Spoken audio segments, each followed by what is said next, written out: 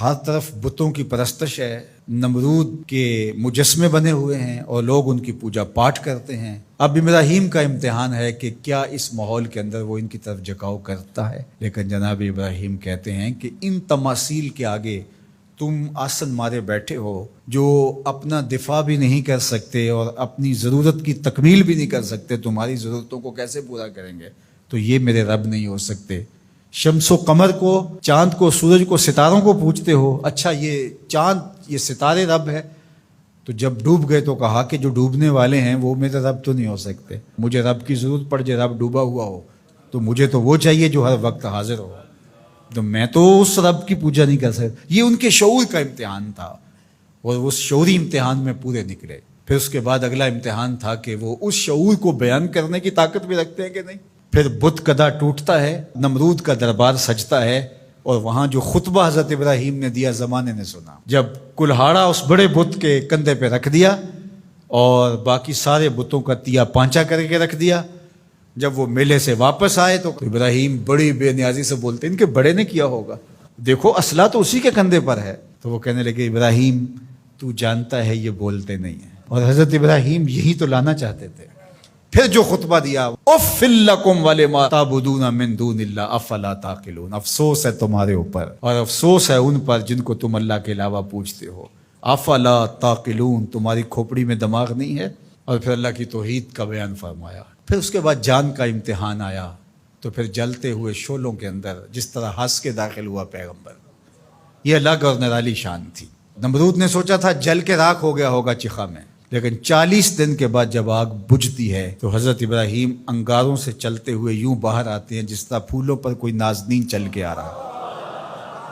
پھر 87 سال عمر ہے، اللہ تعالیٰ پھر حضرت ہاجرہ کے بطن سے حضرت اسماعیل کی صورت میں اولاد عطا کرتا ہے۔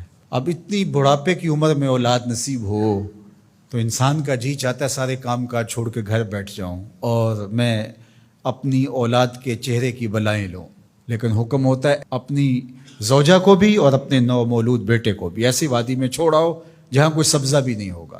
اللہ اکبر۔ پھر اسماعیل علیہ السلام کی ایڑیوں کے رگڑنے سے زمزم جاری ہوتا ہے۔ اب ذرا دیکھیے، ایک ایسا امتحان آتا ہے، اگر کو ہمالیہ پہ بھی ڈال دیا جاتا اس کا پتا بھی پانی ہو جاتا۔ فلما بلغ معہ السعی، جب وہ ان کے ساتھ چلنے پھرنے کے قابل ہوا۔ ابراہیم علیہ السلام خواب دیکھتے ہیں، اور خواب کیا دیکھتے ہیں کہ میں بیٹے کو ذبح کر رہا ہوں۔ فلما اسلما، جب دونوں راضی ہو گئے، باپ ذبح کرنے پہ اور بیٹا ذبح ہونے پہ۔ اب باپ کی آنکھوں پہ پٹی بندھی ہے، ہاتھ میں چھری ہے، 100 سال کا بوڑھا باپ، جبل صبیر کا دامن منا کی وادی، کارکنان قضاء و قدر دم بخود ہیں، شمس و قمر، یہ منظر آج سے قبل انہوں نے نہیں دیکھا تھا، اور سورج بادلوں کی اوٹ میں منہ چھپانے کی کوشش کر رہا ہے کہ یہ منظر مجھ سے نہیں دیکھا جائے گا، حوروں کی چیخیں نکل رہی ہے، کائنات تھرا رہی ہے، مالک قیامت آنے والی۔ اور مالک بھی فرشتوں سے کہہ رہا تھا کہ تم کہتے تھے نا کہ سجدے ہم کریں گے، تسبیحات ہم کریں گے، انسان تو دینگا مشتیاں کرے گا، ذرا میرے بندے کی اس ادا کو بھی دیکھو، میرے حکم کی تعمیل پر میرے بندے کی اس انوکھی ادا کو بھی دیکھو۔ چھری کی نوک حلق کے اوپر رکھ کے پورا وزن ڈال دیا، گلا کٹ گیا، خون بہنے لگا۔ ابراہیم علیہ السلام ایک عجیب کیفیت میں، کیا کیفیت ہو سکتی ہے، میرے پاس تو لفظ نہیں ہے۔ اللہ اکبر۔ جلدی سے جو ہے وہ آنکھوں سے پٹی کھولتے ہیں تو دیکھتے ہیں کہ منظر بدلا ہوا ہے، بیٹا سمجھ کے جس کو ذبح کیا وہ تو دمبا تھا، اور اسماعیل علیہ السلام پاس کھڑے مسکرا رہے ہیں، اور پاس حضرت جبریل امین بھی کھڑے ہیں۔ یہ اس بات کا عملی ثبوت ہے یہ وہ دمبا لے کے آئے۔ تو بے ساختہ جناب ابراہیم علیہ السلام کی زبان پر جو لفظ آیا وہ یہ تھا، اللہ اکبر، اللہ اکبر۔ تو حضرت اسماعیل بولے لا الہ الا اللہ واللہ اکبر، پاس کھڑے جبریل بولے اللہ اکبر وللہ الحمد۔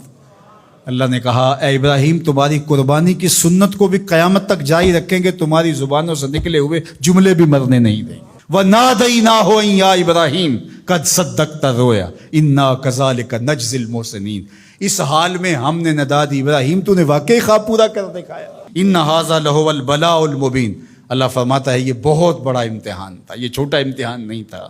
اور پھر میرا رب رب ہو کے کیا کہتا ہے؟ سلام علی ابراہیم، اے ابراہیم تیرے اوپر سلامتیاں نازل ہو۔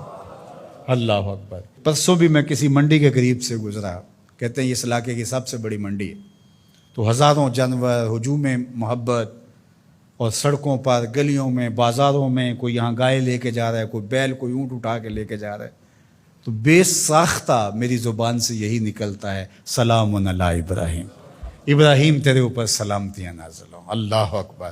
اور اس قربان گاہ پر، جس قربان گاہ پر حضرت اسماعیل کو لے کر کے چلے تھے، منا کی وادی میں جبل سبیر کے پاس، وہاں 25 لاکھ حجاج جانور ذبح کریں گے، تو منا کی وادی اس گونج سے منور ہوگی، آواز آ رہی ہوگی، سلام علی ابراہیم، ابراہیم تیرے اوپر سلامتی۔